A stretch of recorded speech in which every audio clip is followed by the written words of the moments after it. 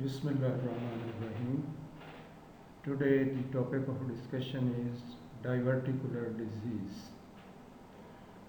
Diverticula are acquired herniations of the colonic mucosa and submucosa through the muscularis propria. They are pseudo or false diverticula. They are uninflamed and non-bleeding. When they are not inflamed and not bleeding, they are asymptomatic. And they may be present and the patient may not be aware of it. They occur most commonly in the sigmoid colon and can vary in size and number, although typically they are 5 to 10 millimeter in diameter.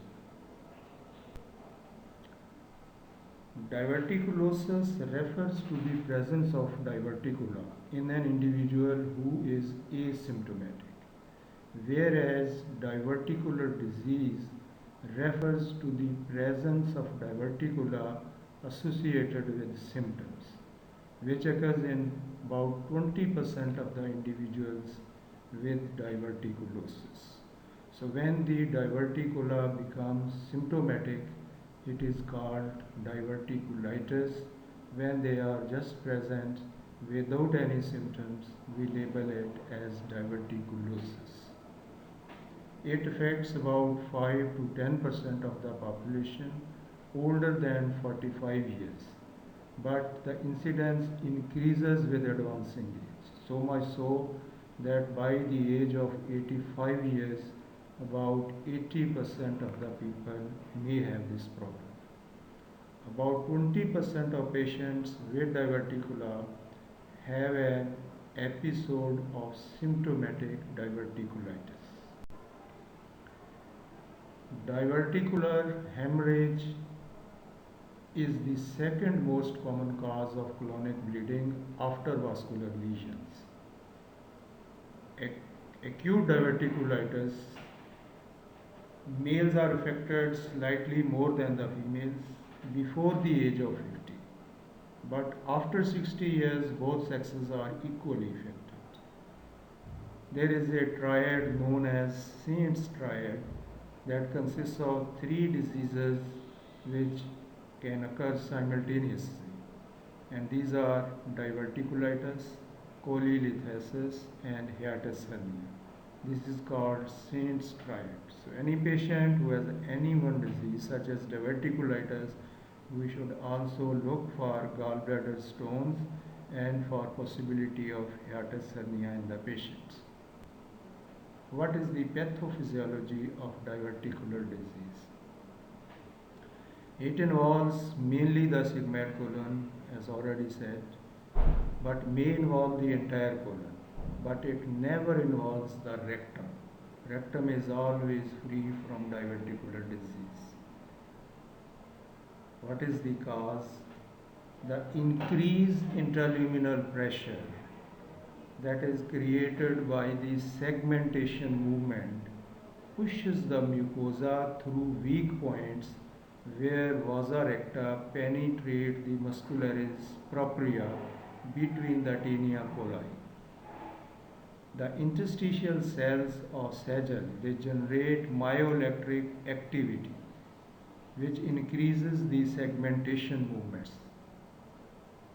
If the neck of a diverticulum is obstructed, it may distend and lead to bacterial overgrowth and invasion, often with perforation, which is generally walled off by the adjacent mesocolon or appendices epiploidy.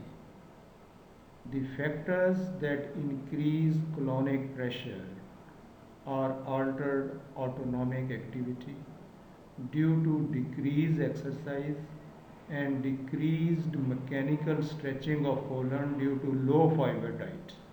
So the people who use low fiber diet and they have a sedentary type of habits, not doing any physical exercise, they are more likely to develop this complication.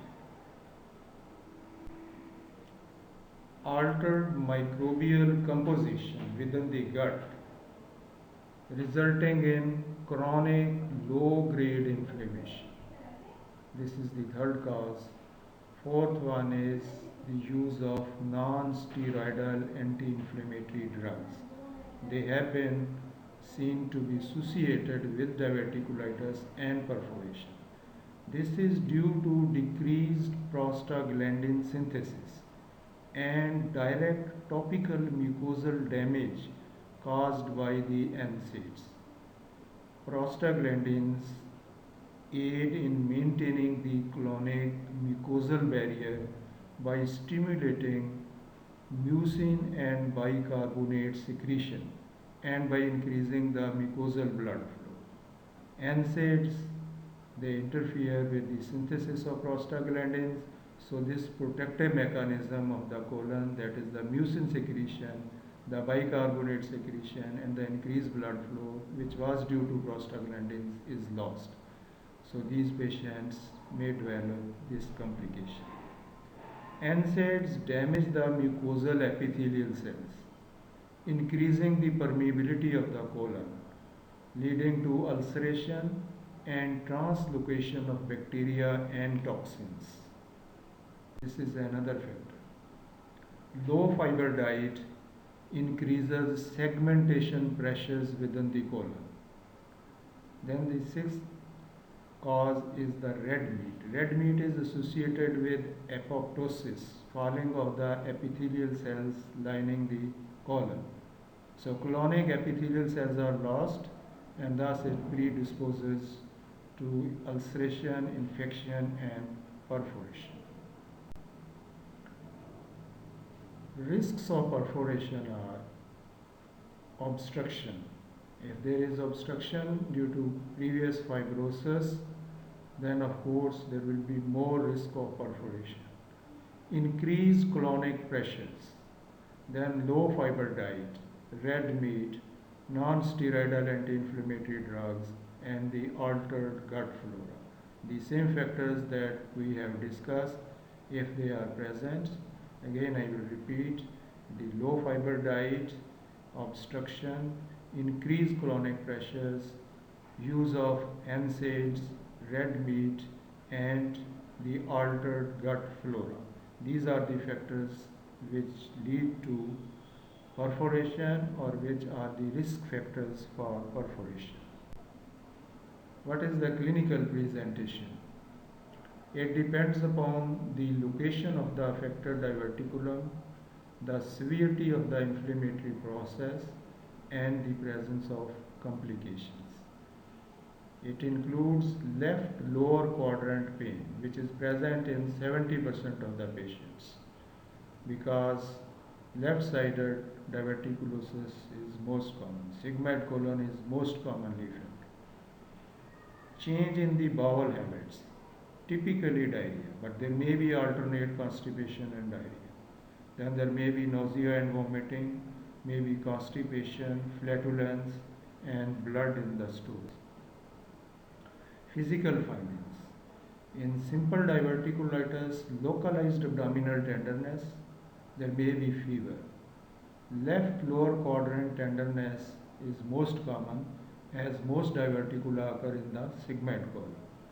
In right-sided diverticulitis, there will be right lower quadrant pain or pain in the right lumbar region. It mimics as acute appendicitis. In complicated diverticulitis with abscess formation, there may be a tender palpable mass.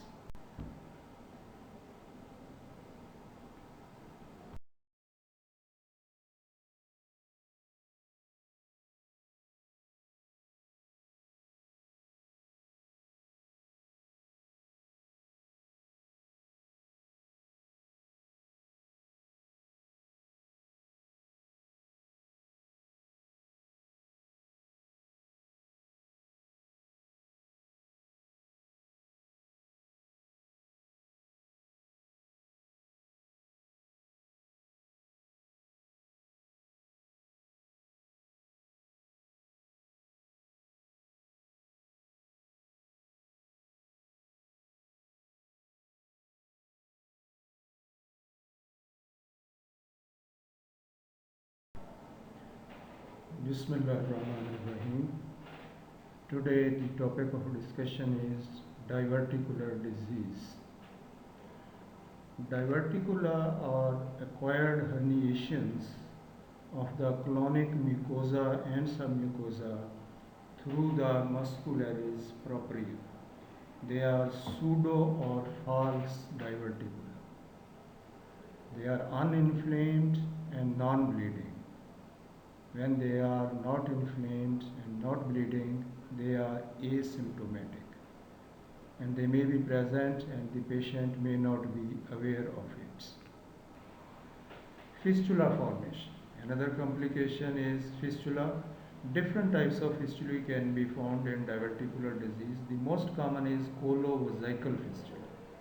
Less frequently it may be colovaginal, it may be coloenteric or colocutaneous fistula. Colovesical fistula present with symptoms of urinary tract infection and pneumonia, air coming in the urine. Colovaginal fistula presents with purulent vaginal discharge. Coloenteric fistula presents as malabsorption and bacterial overgrowth.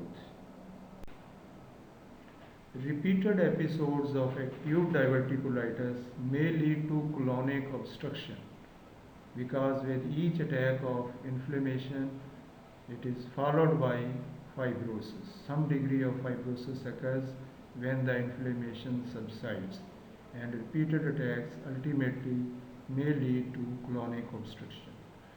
Jaundice and hepatic abscesses, they suggest pylophlebitis. Clinical staging of acute diverticulitis. Acute diverticulitis is staged, there are 4 stages. They are also known as Hinch's classification. Stage 1, diverticulitis with phlegmon or localized pericolar or mesenteric abscess. Stage 2, diverticulitis with walled off pelvic, intra-abdominal or retroperitoneal abscess. So either there will be walled off pelvic abscess, intra-abdominal abscess or retroperitoneal abscess, but it is localized. Stage 3, perforated diverticulitis causing generalized peritonitis, but it is purulent peritonitis. In stage 4, it is perforated diverticulitis causing generalized fecal peritonitis. So if there is perforation with generalized fecal peritonitis, it is stage 4. If it is perforation with generalized purulent peritonitis, it is stage 3. If there is localized abscess, either pelvic abscess, intra-abdominal abscess or retroperitoneal abscess, it is stage 2. And if there is localized pericolic or mesenteric abscess or an inflammatory mass or phlegmon, it is stage 1. Diagnosis. The diagnosis is done on history and clinical examination. Laboratory tests also help. Then we do plain X-ray abdomen, CT abdomen, contrast enema, water soluble contrast enema, and colonoscopy. Colonoscopy is done usually after 4 to 6 weeks when the acute attack has subsided. What are the laboratory tests? In complete blood counts, there will be leukocytosis due to infection, and there will be shift to left, means more immature white blood cells will be there, or polymorph nucleoleucocytes which are relatively immature, they will be seen in peripheral films. This indicates infection, acute infection. Then blood culture should be done before starting empirical antibiotic therapy. Serum amylase is elevated in peritonitis. Pregnancy test should be done in all females of childbearing age because ruptured ectopic or ectopic pregnancy can present with the same features, that is pain, tenderness in the left iliac fossa or sometimes in the right iliac fossa. Stool for occult blood and stool culture should also be done. Plain X-ray abdomen, how does it feel? It will be normal in mild diverticulitis, but there may be localized or generalized ileus if there is perforation. In obstruction, the proximal bowel will be dilated, and if large abscesses are present, we can see air fluid levels. Retroperitoneal perforation, the soft shadow will be obliterated, and if there is frank perforation of the diverticulum, there will be free air under the diaphragm. CT abdomen. It is the best imaging method to confirm the diagnosis. Helical CT and the clonic contrast we use. So CT with contrast is the most useful investigation for diagnosis. Findings: there may be pericolic fat stranding due to inflammation. Colonic diverticula can be seen on CT. Bowel wall thickening, inflammatory masses and abscesses are also well seen in CT abdomen. Endoscopy. Diverticulosis is frequently Diverticulosis is frequently discovered as an incidental finding on colonoscopy. Colonoscopy is relatively contraindicated in suspected acute diverticulitis. One should avoid in the acute condition because of the risk of perforation. So let the acute condition settle, and then after 4 to 6 weeks, if we do endoscopy, we can have good findings. What is the pathophysiology of diverticular disease? It involves mainly the sigmoid colon, as already said, but may involve the entire colon, but it never involves the rectum. Rectum is always free from diverticular disease. What is the cause? The increase in repeated episodes of acute diverticulitis may lead to colonic obstruction, because with each attack of inflammation, it is followed by fibrosis. Some degree of fibrosis occurs when the inflammation subsides, and repeated attacks ultimately may lead to colonic obstruction. Jaundice and hepatic abscesses, they suggest pylophlebitis.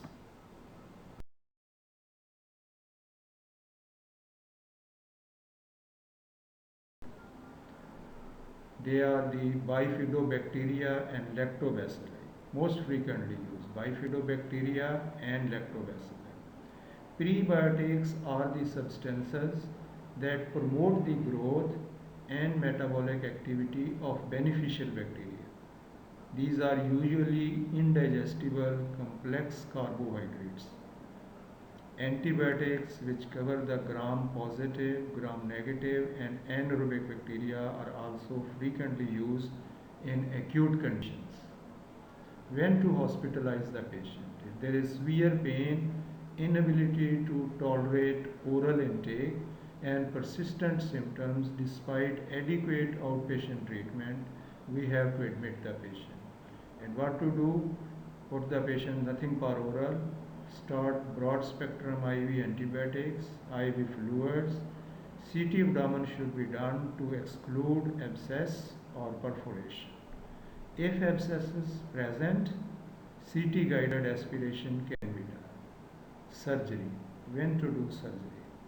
Emergency operation is indicated for peritonitis, for perforation, for uncontrolled sepsis, and for clinical deterioration. Elective surgery done for fistula formation, for the strictures, and for recurrent attacks of diverticulitis. After 2 to 3 episodes of acute diverticulitis, one should seriously consider elective resection of the involved portion of the colon. Choice of surgery. If surgical treatment can be deferred until acute inflammation heals, then a single stage primary resection and anastomosis should be done. But for emergency indications, resection of the disease segment is done, but the continuity is not restored because the peritoneal cavity is contaminated and the patient's general condition is not good. So we do an end colostomy and close the distal part of the gut, that the closure of the distal rectal stump. This is known as Hartmann's procedure. This is done as a first stage. Then the colonic continuity is re-established in a second operation, which can be done a few weeks later when patient's general condition has improved and the gut is properly prepared.